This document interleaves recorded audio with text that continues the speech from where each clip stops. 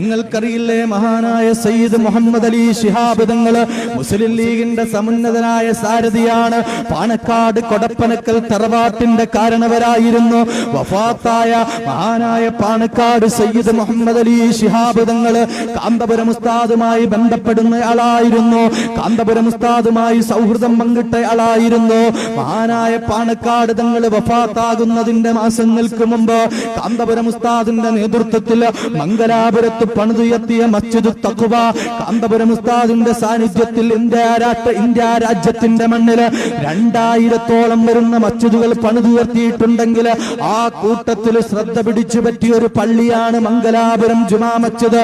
ആ മംഗലാപുരം ജുമാ മസ്ജിദിന്റെ മഹത്തായ ഉദ്ഘാടന ചടങ്ങിൽ പങ്കെടുത്തു പാണക്കാട് സയ്യിദ് മുഹമ്മദ് അലി ശിഹാബ് തങ്ങൾ.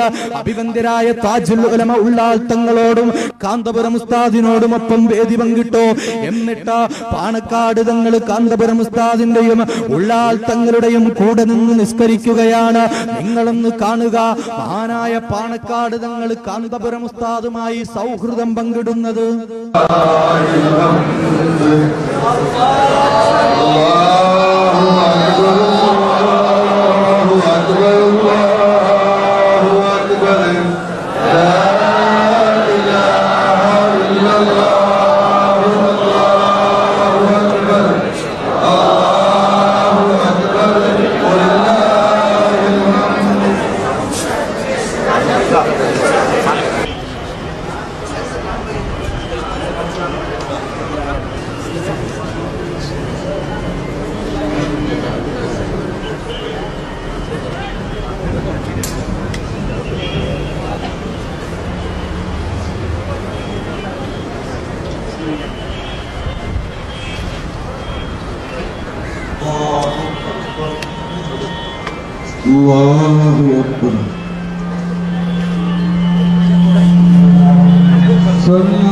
ഇനിയോ സുഹൃത്തുക്കളെ, കഴിഞ്ഞ മർക്കസ് സഖാഫത്ത് സുന്നിയുടെ സമ്മേളനം നടന്നു.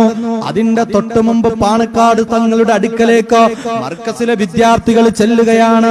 അവർ പുറത്തിറക്കുന്ന മർക്കസുൽ ഉലൂം എന്ന സുവനീർ, ഈ സുവനീറിലേക്ക് ഒരു അഭിമുഖം വേണമെന്ന് പാണക്കാട് തങ്ങളോട് പറഞ്ഞപ്പോൾ ബഹുവന്ദ്യനായ പാണക്കാട് തങ്ങൾ ആ കുട്ടികളെ അടുത്തേക്ക് വിളിച്ചിരുത്തി. എന്നിട്ടതാ അഭിമുഖം കൊടുക്കുകയാണ്. മർക്കസ് സഖാഫത്ത് സുന്നിയുടെ കഴിഞ്ഞ സുവനീറിൽ പാണക്കാട് തങ്ങൾ അഭിമുഖം കൊടുക്കുന്നു. എന്താണ് അഭിമുഖത്തിന്റെ ഹെഡിങ്? എനിക്കും കാന്തപുരത്തിനുമിടയിൽ പ്രശ്നങ്ങളില്ല, എനിക്കും കാന്തപുരത്തിനുമിടയിൽ പ്രശ്നങ്ങളില്ല. പാണക്കാട് സയ്യിദ് മുഹമ്മദ് അലി ശിഹാബ് തങ്ങൾക്കും കാന്തപുരത്തിനുമിടയിൽ പ്രശ്നങ്ങളില്ല എന്ന് പാണക്കാട് തങ്ങൾ പറഞ്ഞെങ്കിൽ, പ്രിയപ്പെട്ട സുഹൃത്തുക്കളെ, അഭിവന്ദ്യരായ പാണക്കാട് സയ്യിദ് മുഹമ്മദ് അലി ശിഹാബ് തങ്ങൾ ആ തങ്ങളും കാന്തപുരം ഉസ്താദുമായി സൗഹൃദം പങ്കിടുന്നയാളായിരുന്നു.